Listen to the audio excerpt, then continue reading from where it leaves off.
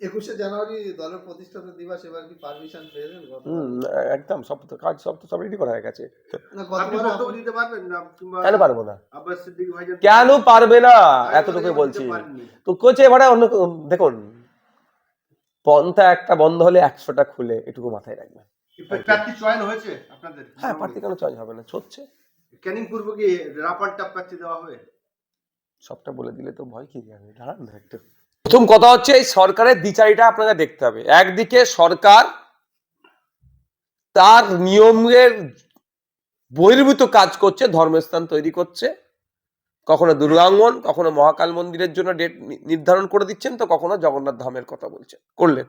আর উল্টো দিকে মুসলমান সমাজের যে নিজস্ব জায়গাতে, মসজিদের জায়গাতে মসজিদের পুনর্নির্মাণ করতে গেলে, মসজিদের কাজ এক্সটেন্ড করতে গেলে সেখানে বাধা দাঁড়াচ্ছে।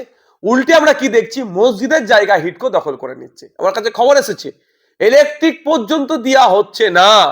মমতা ব্যানার্জির এই দ্বিচারিতা বাংলার মুসলমান সমাজ দেখুক। আমরা বলছিলাম মমতা ব্যানার্জিকে যে ওখানে আপনি দুর্গাঙ্গন করেছেন বলে একটা মসজিদ বানিয়ে দেন, এই ডিমান্ড আমি কোনোদিন করি না আর করবো না। সরকারের কাজ মন্দির মসজিদ তৈরি করা নয়, সরকারের কাজ মন্দির মসজিদকে রক্ষা করা, মন্দির মসজিদে যারা যায় তাদের নিরাপত্তাকে প্রদান করা। সরকারের কাজ এক্ষেত্রে ছিল ছাপনা, পাথরঘাটা অঞ্চলের ছাপনার ওই মসজিদটাকে যারা রাতের অন্ধকারে পাঁচিলটা ভেঙে দিল তাদের বিরুদ্ধে ব্যবস্থা গ্রহণ করা। তার পরিবর্তে কি হচ্ছে দেখছি, আমার তো মনে হয় সরকারের সাথে সরাসরি যুক্ত আছে পাঁচিল ভাঙাতে, মসজিদের পাঁচিল ভাঙাতে সরকার হয়তো মনে সরাসরি যুক্ত আছে। কেন এখনো পর্যন্ত ব্যবস্থা গ্রহণ করলো না কেন, যে মসজিদের জায়গার যেগুলো যে বাউন্ডারিটা ছিল সেটা নষ্ট করলো। এখন কি হচ্ছে, সোলারের মাধ্যমে বা জেনারেটর নিয়ে এসে তাদেরকে ধর্মীয় কার্যকলাপ সম্পূর্ণ করতে হচ্ছে। এই মমতা ব্যানার্জির দ্বিচারিতার জবাব মানুষকে দিতে হবে। শুধু মুসলমান দিলে হবে না, সব ধর্মের মানুষকে দিতে হবে। আজকে হিন্দু ধর্মের ভোট হাতছাড়া হয়েছে, তৃণমূলের কাছ থেকে হিন্দু ভোট মন ফিরে পাওয়ার জন্য হিন্দু ভাইদেরকে মন্দির তৈরি করে দিচ্ছে। আর মুসলমান ভাইদেরকে বিজেপির ভয় দেখে পকেটে ভরে নিয়েছে।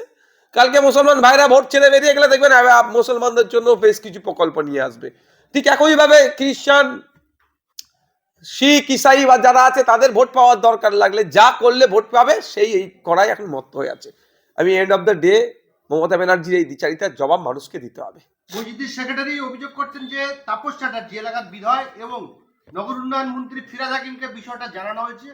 তাপস চ্যাটার্জি বলেছে যে বসে সমস্যার সমাধান করে দেবো, তারা কিন্তু সমাধান করেনি।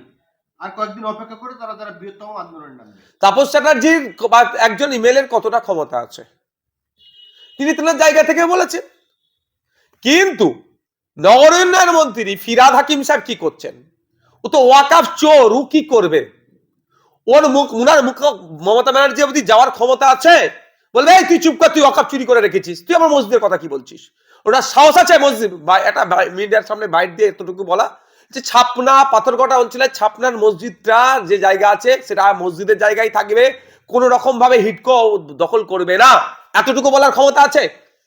ও হচ্ছে ওয়াকাফ চোরটার মুসলমানদের মাসি আসা যে কিছু হলেই বিজেপি দেখিয়ে দেওয়ার চেষ্টা করে আমাদের।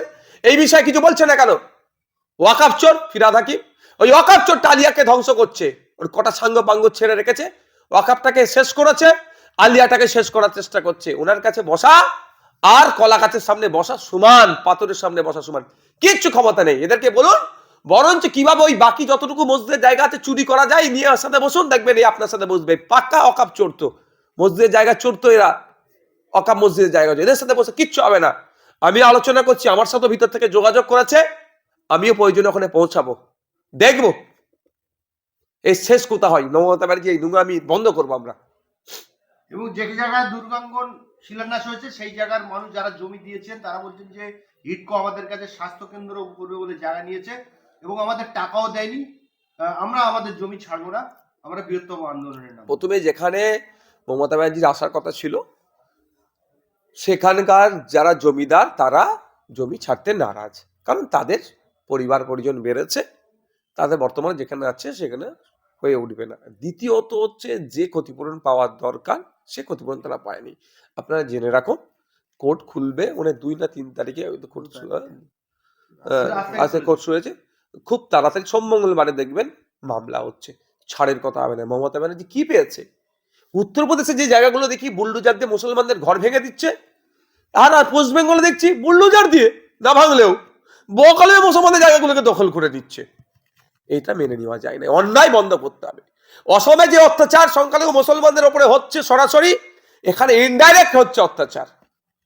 যদিও যে জায়গাটার কথা বলা হচ্ছে সেখানে ধর্মীয় মুসলমান, ধর্মীয় হিন্দু ভাইরা আছে, তাদের প্রত্যেকের সাথে কথা হচ্ছে, তাদের মতের বাইরে গিয়ে দখল করা হচ্ছে, এটা মেনে নেওয়া যায় না।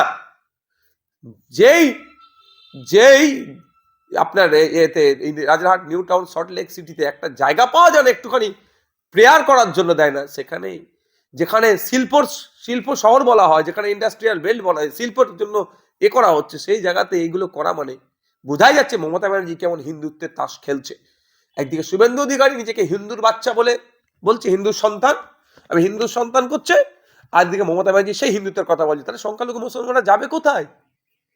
এদের হাত থেকে পরিত্রাণ পাওয়ার জন্যই বলছি, না সংখ্যাগুরু না সংখ্যালঘু, সবাইকে বলছি এদের ফাঁদে পা দেওয়া যাবে না। এরা নালে পরের জমি এরম ভাবে কেড়ে নিয়ে ধর্মের নামে ভোট চাইবে। অভিষেক বন্দ্যোপাধ্যায় হুমায়ুন কবিরের কাঁধে বন্দুক রেখে কি তারা পিসিকে বলতে চাইলেন যে ধর্মীয় স্থান করতে গেলে রাজনীতি ছেড়ে দিন?